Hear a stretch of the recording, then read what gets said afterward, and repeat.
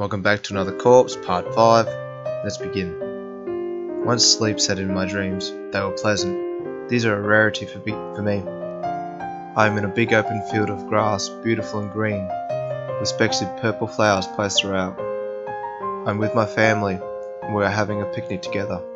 Laughs and giggles from us all enjoying sandwiches and other pieces of food and drink. Just pleasant company of a family that loves each other. Then, it all went away. Back to the void. As dreams do, and sleep in general, makes time go fast, as I am now awakened by the sunrise. There was no disturbance in the night. I sit up and look around the room, my family still here and safe. Still dressed in full attire, I check the time, it is 6 AM, and get up, grab my weaponry, and I exit the room to see if everyone is still alright. I go by the wardrobe's room, slowly open the door and check. No one was there and no sign of forced entry. I decide to look further around the mansion. I roam to the top floor first and see no one, and then the first level I look also. No one at all. I then look out the window into the street. I see Arthur on his knees, but no Mary or Leonard to be seen. And in front of Arthur is the chief. I go outside to see what is wrong. As soon as I open the door, the chief looks at me and speaks. They got him. They got him, I say. What does he mean? I move closer to Arthur and see he is not breathing. I get shoulder to shoulder with the chief to see a dead man. Eyes ripped out, leaving black empty cavities with tears of blood running down his cheeks, and his heart of course ripped from the chest. His body left in this kneeling position. His abdominal cavity became a well for draining blood. I speak to the chief. I have no idea how they could have done this. No sign of entry or anything. Where is the mother and child? Who knows, but our best guess is that hole in Perdita. We must go now before anything else occurs, replies the chief. I must make sure my family is safe before we venture. I'll meet you at the gate. We must stop this as I am getting sick of the blood. The chief then nods and begins his way on his horse. I go inside, collect my family, who are still waking up, and begin to take them to the shop, hiding Marcus's vision of Arthur while the authorities deal with the body. Once I instruct them to stay until I return, a warm embrace from son and wife forces my thoughts to hoping I live and come back alive. Edith, my wife, then whispers, before I leave out the door, don't you die on me. I reply as I always do, with a nod, and walk my way out the shop, to end this once and for all. On foot I make it to the gate. The time is 7:45 AM. I see the chief and 6 other officers with backpacks, mounted on horseback. With unspared for me, it's reins in the chief's hands. The chief speaks. Alrighty men, Mr. Bernardi is here and he will be leading us to this place, so stay close to him and listen to what he says. As I get closer to the party of officers, I get the reins handed over to me in confidence. I then mount up and begin my way back with strong belief in victory. As we storm our way down the dirt path, the familiar trees of Perdita begin to get closer. The chief riding nearly right by my side, I turn and ask, did you make sure there's still defences at Morton? He laughs in reply, of course I did. This is not my first tango, Bernardi. I even got the local council to inform the public of what we are doing so that not to cause alarm as to why we just stormed out of Morton. You can get a lot done, I assume. Also, the explosives are in the backpack?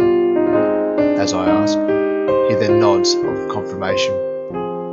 As we reach close to the entrance of the forest, I instruct it's probably best to go on foot and explain. They know we'll be coming, so be ready for an ambush for these things. Please keep your composure. Every man has a look of war in their eyes, ready to fight. So we began on foot into Perdita, every officer's weapon at the ready. The only times I've ever came down here were with my father hunting boar, and We never encountered beasts though while doing so.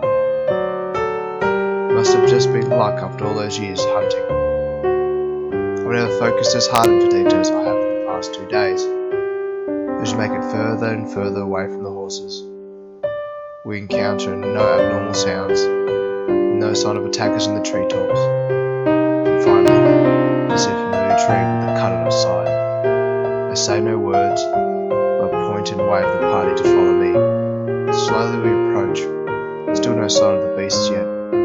Something feels off about this. They would know we are coming. Finally I hear something, a heavy crackling like breathing.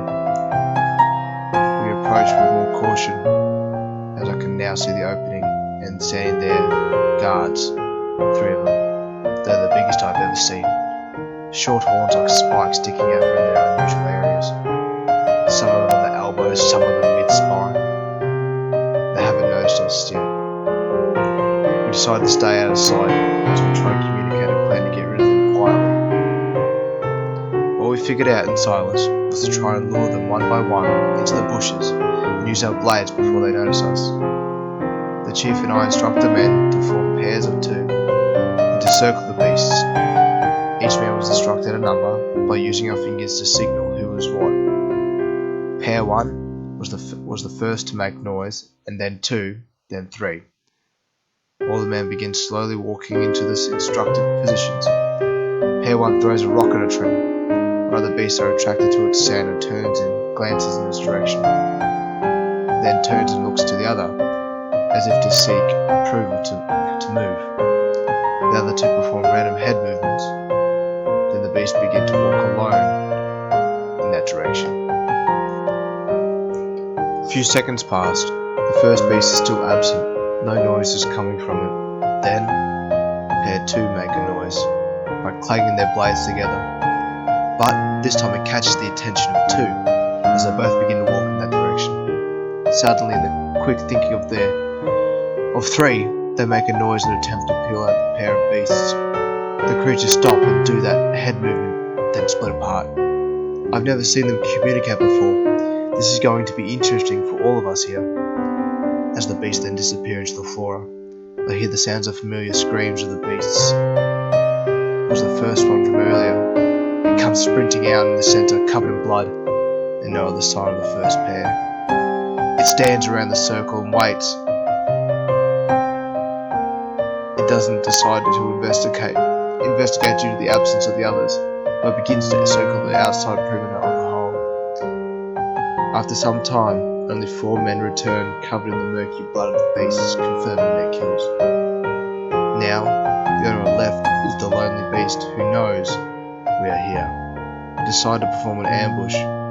The organizer's assault was to be performed with 4 officers being bait, and the chief and I the killers. We instruct the 4 to jump out in 5 minutes time. After we confirm understanding, the chief and I begin to circle again silently, just like the officers before us. Finally, after some time, we reach a good point to dash out from. This is where we see the slain body of the beast, head severed from its muscular neck, its blood still oozing out, forming a bloody mud mixture onto the earth. We then finally orientate ourselves in vision of the lonely one.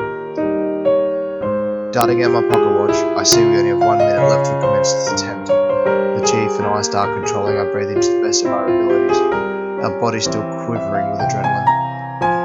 The 4 men then jumped out of the bushes. The beast charges in their direction. We act fast as we speed our way into the creature. Before this beast could make a mighty slash to the officers, Chief Spectorum beats it and makes a slash of his own from his blade at the back of the knees, slicing both muscles supporting it up, dropping to the ground. Before I could scream out in pain or anger, it was at the right height where I could thrust my sword at the back of his neck, cracking through a cervical vertebrae and then through his throat, forcing it to produce blood-drenched gurgles instead of a screech, and his body finally hitting the ground. After we clear those beast-like guards, we go to check on the first pair that didn't return. As we peel away at the bushes, we finally find them. Only one is alive, both legs are broken though. The other dead, body hanging in a tree branch that has been forced through its core. I speak softly, and get bandages out of my side pocket with the officer alive. "What is your name, sir?" He coughs a few times. "Thomas."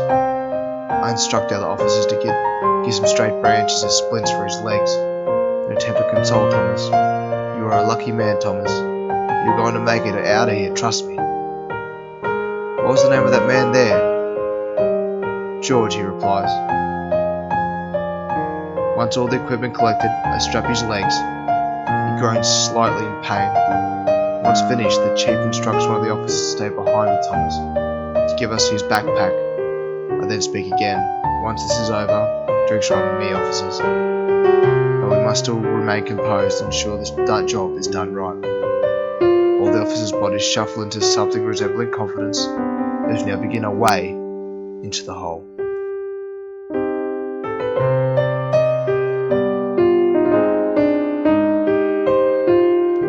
That is all for part 5. Thank you very much for listening. This has been Matty G111. If you like this content, please subscribe. I'll be releasing more podcasts soon when I can. Just trying to find some people who are willing to actually speak with me. I'm thinking about potentially doing a conversation about the benefits of nuclear power. Just need to do some research and form an actual solid opinion with some evidence backing it up. I also have a BitChute account. Please go check that out, and if you can, please subscribe there as well. Just try and branch out as far as I can. Thank you very much for listening. See you next time.